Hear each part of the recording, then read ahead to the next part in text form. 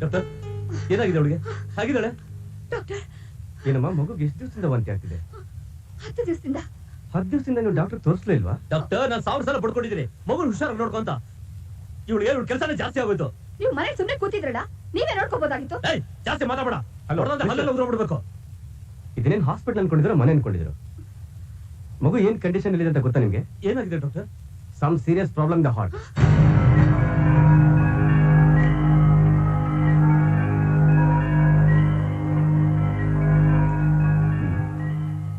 ನಾನು ಅನ್ಕೊಂಡ ಹಾಗೆ ಮಗು ಹಾರ್ಟ್ ಅಲ್ಲಿ ಪ್ರಾಬ್ಲಮ್ ಇದೆ. ಈ ಕೂಡಲೇ ಆಪರೇಷನ್ ಮಾಡ್ಬೇಕು. ಆಪರೇಷನ್? ಹೌದು.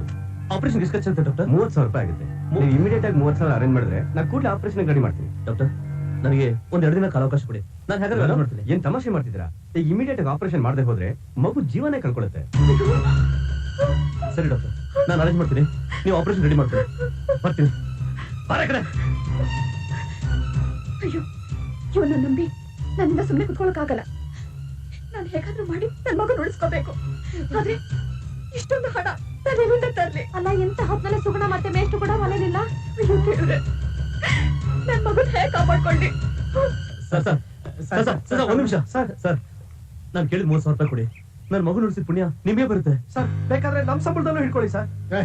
ನೋಡೋ, ನಾನು ಆವಾಗ್ಲೇ ಹೇಳಿದ್ನೋ ಇಲ್ವೋ, ನಿಮ್ ಹೆಂಡತಿ ಕೆಲವು ಒಂದು ಮಾತು ಹೇಳಿಸ್ಬಿಡಿ, ನಿಮಗೆ ನಾ ದುಡ್ಡು ಕೊಟ್ಟೆ. ಅಲ್ಲ ಸರ್, ಅವ್ರು ಯಾಕೆ ಹೇಳ್ಬೇಕು? ನಮ್ಮನ್ನ ನಂಬ್ಕೊಡಿ.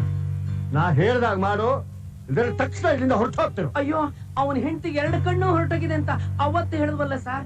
ಹೇಗ್ ಸರ್ ಬರ್ತಾಳೆ? ನನಗೆ ಸುಳ್ಳು ಹೇಳ್ತೀಯನೋ? ನಿಮ್ ಹೆಂಡತಿ ಎಲ್ಲಿ ಕೆಲಸ ಮಾಡ್ತಿದ್ರು ಗೊತ್ತಾ ನಿಮ್ಗೆ? ನನ್ನ ಗಾರ್ಮೆಂಟ್ ಫ್ಯಾಕ್ಟ್ರಿಲಿ. ಇನ್ನೊಂದ್ಸಲ ನನ್ನ ಯಾಮಾರ್ಸೋಕ್ ನೋಡಿದ್ರೆ ಕೆಲಸದಿಂದ ಒದ್ದಾಡ್ಸಿ ಹಾಕ್ತೀನಿ. ಸರ್ ನಿಮ್ ಕಾಲು ಹಿಡ್ಕೋತೀರಿ. ಅವತ್ತು ನಮ್ಮ ಕೆಲಸ ಸಿಗೋದಕ್ಕೋಸ್ಕರ ನಿಮ್ಮ ಹತ್ರ ಸುಳ್ಳು ಹೇಳಿದ್ವಿ, ನಿಜ. ಆದ್ರೆ ಇವತ್ತು ದೇವರೊಳಗೂ ಹೇಳ್ತಾ ಇದ್ದೀನಿ, ನನ್ನ ಮಗು ಹುಷಾರಾಗಿಲ್ಲ. ಬೇಕಾದ್ರೆ ನೀವೇ ಹಾಸ್ಪಿಟಲ್ಗೆ ಒಂದು ಫೋನ್ ಮಾಡಿ ಕೇಳಿ ಸರ್. ನೋಡೋ, ನಿನ್ ಹೆಂಡತಿ ಬಂದು ಹೇಳೋವರೆಗೂ ಒಂದ್ ನಯ ಪೈಸೆ ಕೊಡೋದಿಲ್ಲ. ಅಣ್ಣ ಜನ ನಿಮ್ ಕೈ ಮುಗಿದು ಸರ್, ಪ್ಲೀಸ್ ಸರ್.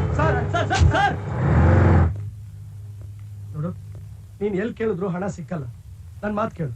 ನಿನ್ ಹೆಂಡತಿ ಕಾಲಿಗೆ ಬಿದ್ದು ಕ್ಷಮೆ ಕೇಳಿ ಹೇಗಾದ್ರೂ ಮಾಡಿ ಹಣ ಅರೇಂಜ್ ಮಾಡು.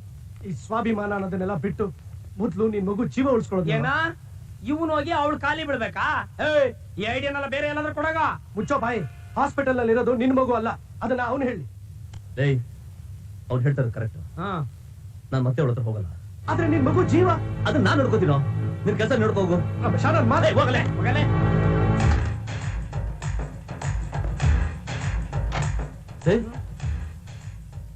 ಅವನು ನಿನ್ ಬಾಂಬೆ ಫ್ರೆಂಡ್ ತಾನೆ? ಹಾ ಹೌದು ಕಣೋ, ನಮ್ ಪ್ರಶಾಂತನೇ. ಲೋ, ಹಾಗಾದ್ರೆ ಮಾಡಿ ಅವನ ಹತ್ರ ಹಣ ಕೇಳೋ ಪ್ಲೀಸ್. ಲೋ, ಮೊದ್ಲೇ ಅವನು ಒಂದ್ ತರಾಮಶ ಕಣೋ. ಲೋ, ಅವ್ನು ಏನಾದ್ರೆ ನಮ್ಗೇನು?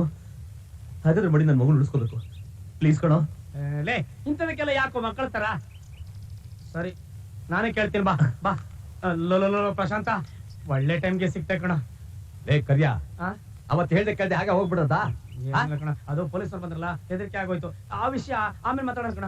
ಇವನ್ ಯಾರು ಗೊತ್ತಾಯ್ತಲ್ಲ, ಅದೇ ನಾನು ಕರ್ಕೊಂಡ್ ಬಂದೆ, ನನ್ನ ಫ್ರೆಂಡು ರಮೇಶ್ ಅಂತ. ಇವನ್ ಮಗುಗೆ ತುಂಬಾ ಸೀರಿಯಸ್ ಕಣ. 30,000 ರೂಪಾಯಿ ಬೇಕು. ಹೌದಾ? ಹೌದು ಸರ್. ಹಾಗಾದ್ರೂ ಮಾಡಿ ನನ್ನ ಮಗನ ಉಳಿಸ್ಕೊಡಿ. ನಿಮ್ ಕಾಲು ಹಿಡ್ಕೋತೀನಿ. 30,000 ಏನು? 1 ಲಕ್ಷ ಕೊಡ್ತೀನಿ. ನಾನು ಹೇಳಿದ ಕೆಲಸ ಮಾಡ್ತೀರಾ?